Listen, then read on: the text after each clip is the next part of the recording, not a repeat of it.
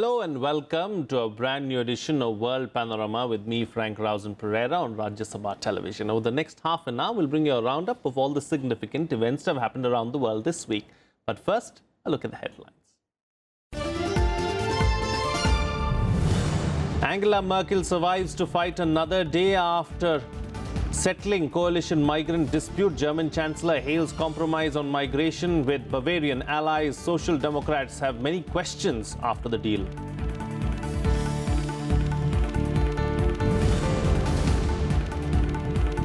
US tariffs on $34 billion of Chinese goods come into effect, moves signal start of an all-out trade battle between the world's two largest economies. 25% levy came into effect on Friday midnight, Washington time.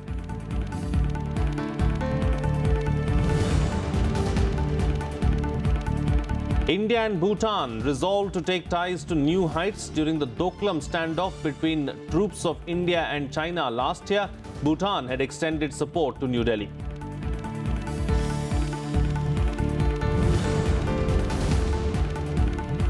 Pakistan seeks to spend up cross-border projects under SAARC. Islamabad delegation discusses the idea with the fellow SAARC member nations. India says to expedite cooperation, Pakistan will have to open its border for trade and transit across its territory. Well, German Chancellor Angela Merkel pulled off the compromise of her career. She quelled the mutiny that threatened to destroy her coalition government and pacified her rebellious interior minister, who was raging as he went into last-ditch emergency talks on Monday night. Horst Seehofer, who leads Merkel's Bavarian coalition partners, had snarled that he wasn't going to be thrown out by the woman he had put in power. Later in the night, he emerged beaming and triumphant to announce that they had cut a deal. Here are the details.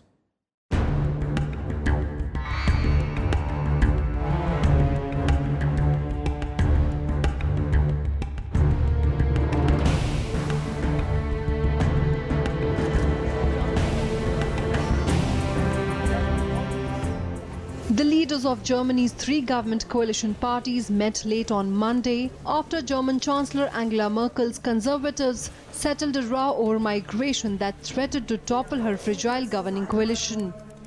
As such, the spirit of partnership in the European Union is preserved, and at the same time an important step to order and control secondary migration, which was and is important to me. That's why I think that we have found a good compromise after tough negotiations and difficult days. Earlier, Merkel's rebellious interior minister, Horst Seehofer, leader of Bavaria's Christian Social Union, had offered to step down from both his positions if Merkel did not consent to controls. She opposes that she would involve turning some migrants back at Germany's border with Austria. After intensive discussion between the CDU and CSU, we have reached a clear agreement on how we can in future prevent illegal immigration on the border between Germany and Austria. I am happy that we have been able to reach this agreement. It became clear one more time that it's worth fighting for one's conviction.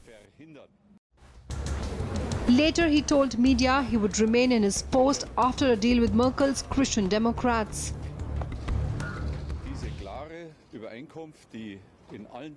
This clear agreement, which corresponds with my views in all three areas, allows me to continue my post as Interior and Home Affairs Minister. The deal, which brought Merkel's government to the brink of collapse just 3 months after it was formed, keeps her in office. For the CDU, it was especially important not to go down this path without coordination, but in accordance with our European neighbors and not at the expense of third parties. This is the spirit of the proposal for an agreement which we have reached tonight, to establish a new border regime at the German-Austrian border, which ensures that asylum seekers whose applications lie with other countries are prevented from entering. Meanwhile, SPD leader Andrea Nahles on Tuesday said Germany's Social Democrats still have a lot of questions. Wir haben das heute nur andiskutiert. We only touched on the subject. There are still a lot of questions which need to be cleared up, which is why we will take the time we need to come to a decision. The compromise leaves one of Merkel's biggest headaches unresolved. A deep rift with the CSU before a state election in October, where it faces a stiff challenge from the far-right Alternative for Germany. In particular, she still has to work with CSU leader and German Interior Minister Seehofer, with whom she has had several showdowns on different aspects of migrant policy. The last 2 weeks have laid bare the poisoned nature of their relationship. Bureau Report, Rajya Sabha TV. Well, joining me for a chat now is KP Nayar, strategic analyst. Thank you, Mr. Nayar, for joining me on the program. What are the circumstances that led to the political crisis in Germany, and how did Angela Merkel manage to wriggle out of this situation? I wouldn't say that she has wriggled out. She has put off the crisis a little longer. I'm saying that she has not wriggled out of the crisis because the problem that she is facing and the problem that Germany is facing cannot be resolved by statements. It's okay to say that the migrants will be turned away or repatriated to Austria at the German-Austria border. But the problem is beyond Germany and Austria.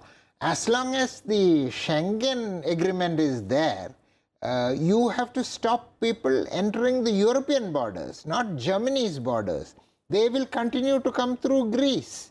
And once they enter Greece, some other migrants will come through Italy. Once they enter the European borders, there's nothing to stop them from going to Germany. No migrant wants to remain in Greece. They might as well remain in Syria, because conditions are not so good in Greece. Everybody wants to go to either Germany or Sweden or Finland or Norway or Denmark, where conditions are better. far better. And Germany, after all, is the engine of European growth. Indeed. So unless there is a framework agreement built around Schengen, whereby the migrants can be stopped from well beyond the Austrian borders. This agreement that Angela Merkel has worked out with Horst Seehofer, I cannot see it working. Sure. You know, that having been said, Mr. Nayar, do you believe that Angela Merkel's migrant policy could lead to her downfall? Well, from her point of view, nobody discusses it. And she certainly cannot say this in public. From her point of view, it was not a bad idea. You know, I said nobody discusses it because in my opinion, why did Angela Merkel allow these 1 million refugees? It was not altruism or humanitarian considerations. The idea was that in the long run, Germany wanted cheap migrant labor. German manufacturing is leaving the country. They are going to China, they are going to Vietnam, they are going to India, they are going to developing countries where the cost of production is much lower. So by getting these migrants from the Middle East, she hoped that technically qualified people will come, graduates will come, they will flee war-torn Syria and Iraq. The entire idea was to get cheap migrant labor into Germany, which is a country where the population is declining. They have a population problem.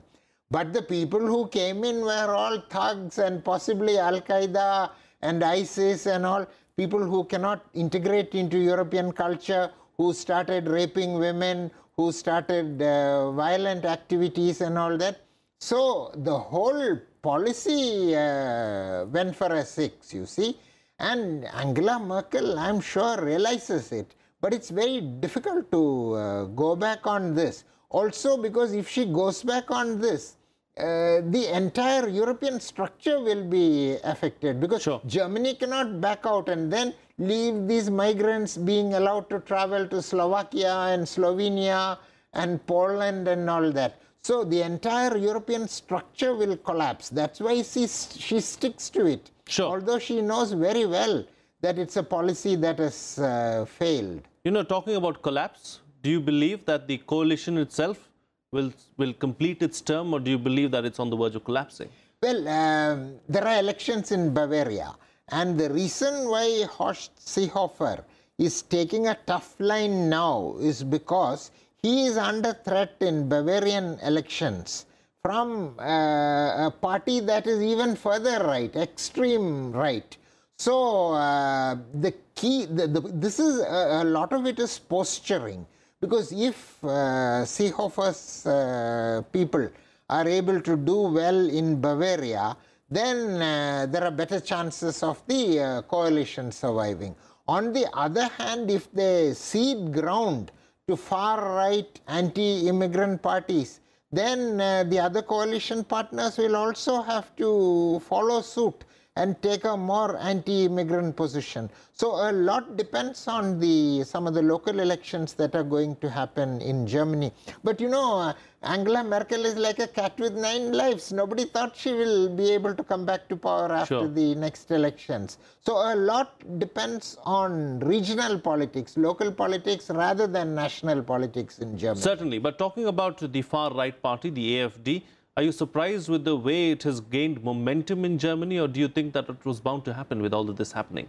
Well, all these parties, similar parties all over Europe, tend to rise in the present environment, but they peak before they are able to capture power. See, in France, the Le Pen family, the father and daughter, they are always, you know, sometimes in some, I think 2 elections, they came to the second round. Yes. But in the second round, they lost. Because especially in Germany, where the memories of the Holocaust and the Nazi past are still very raw. And unlike in Japan, the German people have been taught about what happened, their history. There are strong feelings against going not just along the Nazi path, let alone the Nazi path, that is impossible, but even anything that threatens disruption of the system. So I think the German people will not allow such parties to come to power as things stand now. Okay, all right. Mr. Nayar, we'll have to leave to that. Thank you so much for joining me on the program and putting things into perspective for us. Moving on now. US President Donald Trump fired his biggest shot yet in the US-China trade war. Steep American tariffs worth over $34 billion on over 800 Chinese goods came into effect on Friday midnight Washington time. This means businesses will have to pay 25% additional tax on $34 billion of certain Chinese products they import, including aircraft tires and commercial dishwashers. Another $16 billion of goods could follow in 2 weeks, Trump said. He also threatened a 10% levy on an additional $200 billion of Chinese goods if Beijing doesn't change its practices, and warned to progressively ratchet up US penalties to a total of $450 billion in goods. Beijing has vowed to retaliate dollar for dollar, accusing Washington of launching the largest trade war in economic history. China said it will take the case to the World Trade Organization. International Monetary Fund Chief Christine Lagarde has already sounded the alarm about the cycle of retaliation. 不是解决问题的办法。中国从来不会主动打贸易战。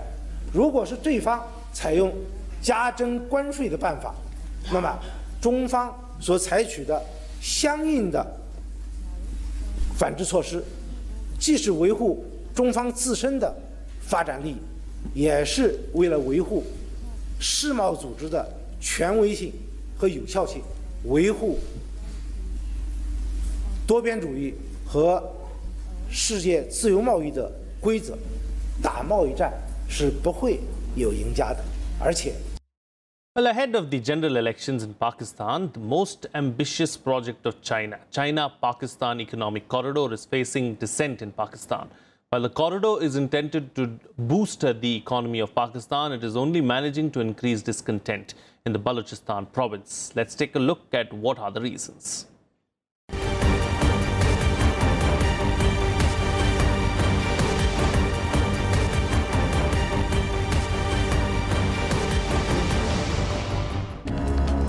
Dissent is brewing in the Balochistan province of Pakistan over the multi-billion-dollar China-Pakistan economic corridor.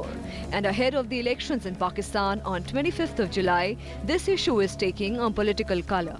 Media reports say, while the project has not generated enough jobs in the region, local residents are complaining against the disruption of normal life and atrocities committed allegedly by the military in the region.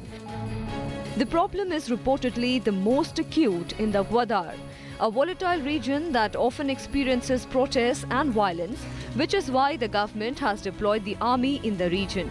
Located on the southwestern coast of Balochistan, the Gwadar port is significant for China, which wants to access the Arabian Sea for its exports.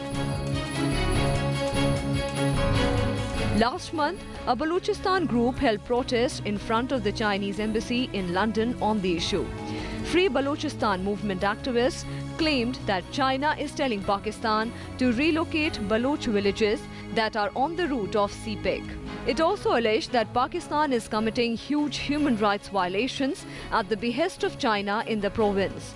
The Free Balochistan movement also launched a campaign in other countries, including the United States and Germany, on the corridor. Bureau Report, Rajya Sabha TV. Well, we'll slip into a short break now, but we'll be back with much more international news. Stay tuned.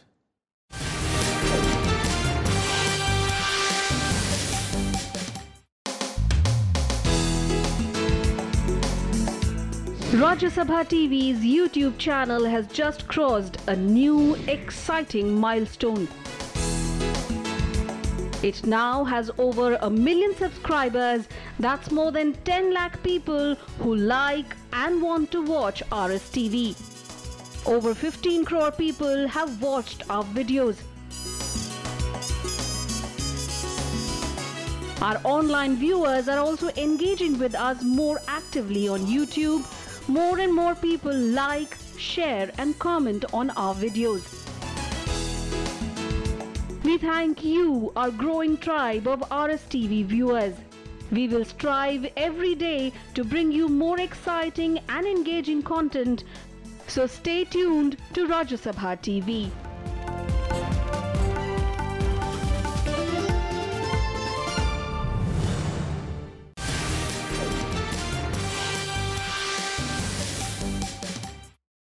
Welcome back. You're watching World Panorama with me, Rausan Periera. Prime Minister Narendra Modi met his Bhutanese counterpart Shering Togbay on Friday to boost bilateral ties. India has assured Bhutan of all help required for development according to its own needs and demands. Both leaders led delegation-level talks and discussed ways to strengthen bilateral ties. They assured that their relationship in hydropower will continue. The visiting Prime Minister also called on President Ramnath Kovind. Here's a detailed report.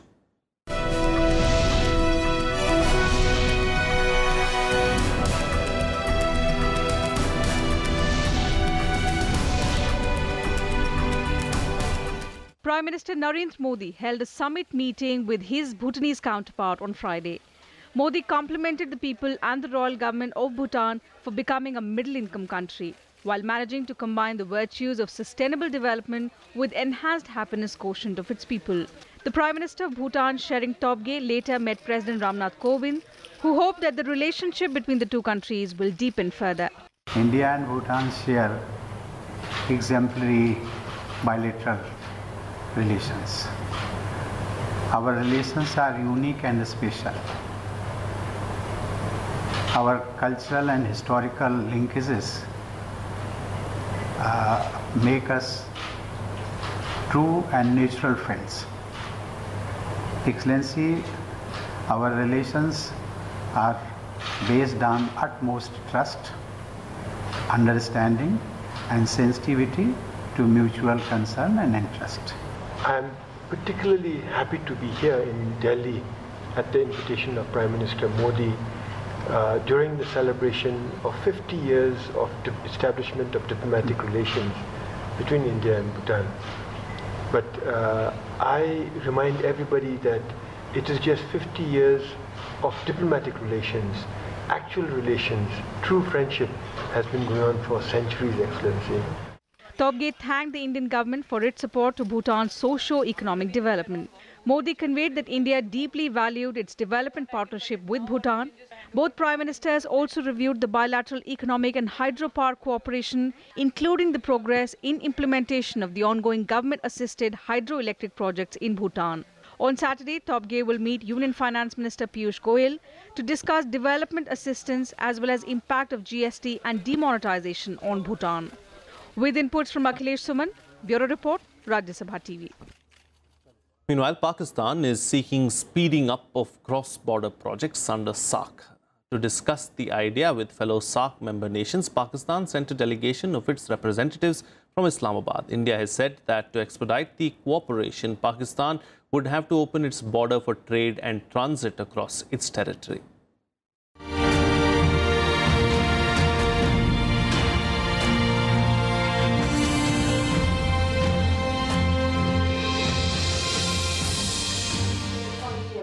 Established in April 2010, the SAARC Development Fund is still languishing for attention.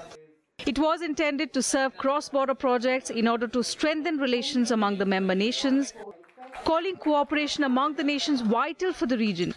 India said it will ensure regional connectivity among SAARC countries. South Asia as a region has been severely hampered, and it will remain backward till we don't integrate the region, until we don't push for greater trade, greater investments and greater travel and tourism within the region. Growth will not come by impetus from other parts, other regions. Growth will not come from America into the South Asia region. Growth will not come to SAARC region from Europe into this region. It will not happen. It will be the political will and the determination and the bonding together. The matter was discussed at the Partnership Conclave of SAARC countries in Delhi on Monday.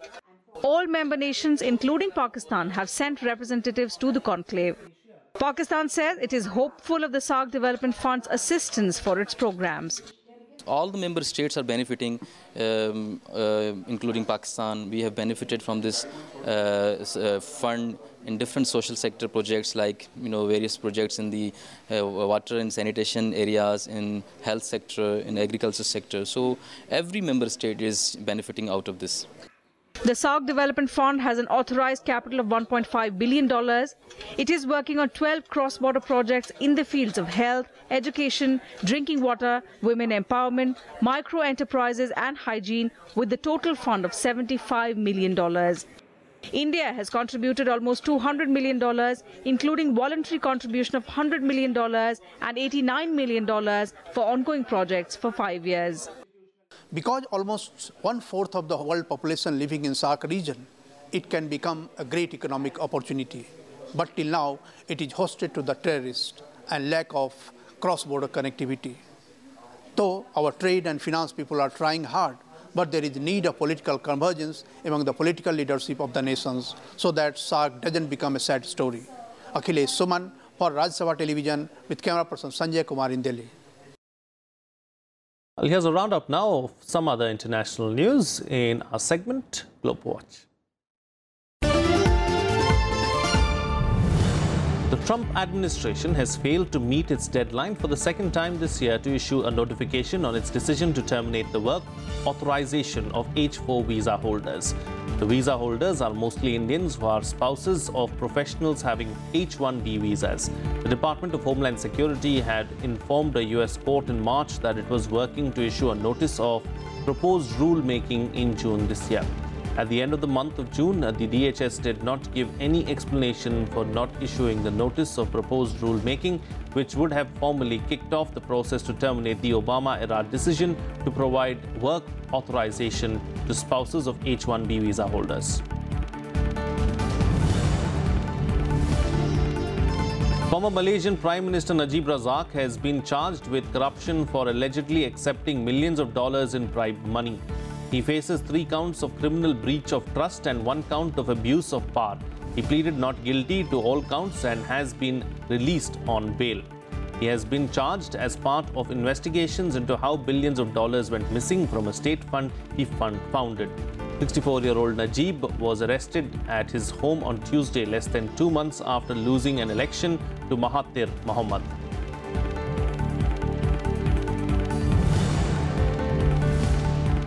Former Pakistani Prime Minister Nawaz Sharif was sentenced to 10 years of rigorous imprisonment in one of the 3 corruption cases against him in the Panama Papers scandal.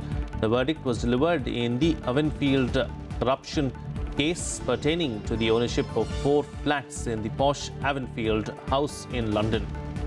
Sharif's daughter, Mariam Nawaz, was also given 7 years of rigorous imprisonment and a fine of £2 million, while her husband was jailed for 1 year for not cooperating with the anti-corruption agencies.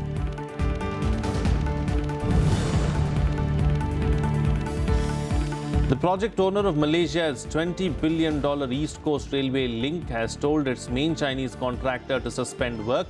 Both companies said, raising uncertainty about the future of part of China's Belt and Road Plan. The suspension comes as Malaysia seeks to renegotiate the terms of the deal with China. Malaysia's new government has pledged to cut the national debt, stamp out corruption and review major projects agreed by the scandal-plagued previous administration led by Najib Razak.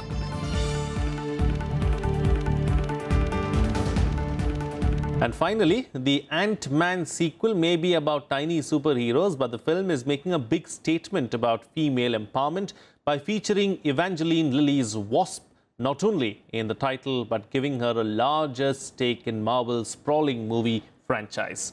Lilly's role isn't the only prominent female character in the film. Hannah John-Kamen plays Ghost, a villain bent on sowing discord among powerful institutions in a role that was initially written for a man.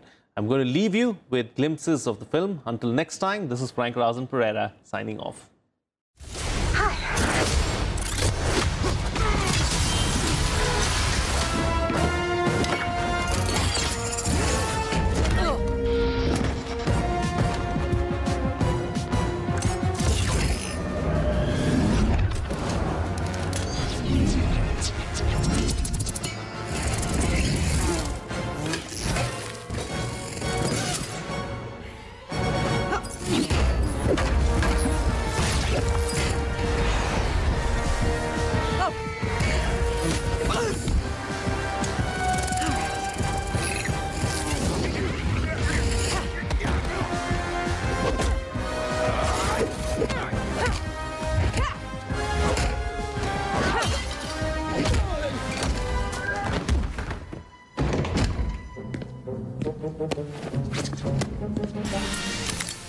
It's a pleasure doing business with you, Sonny.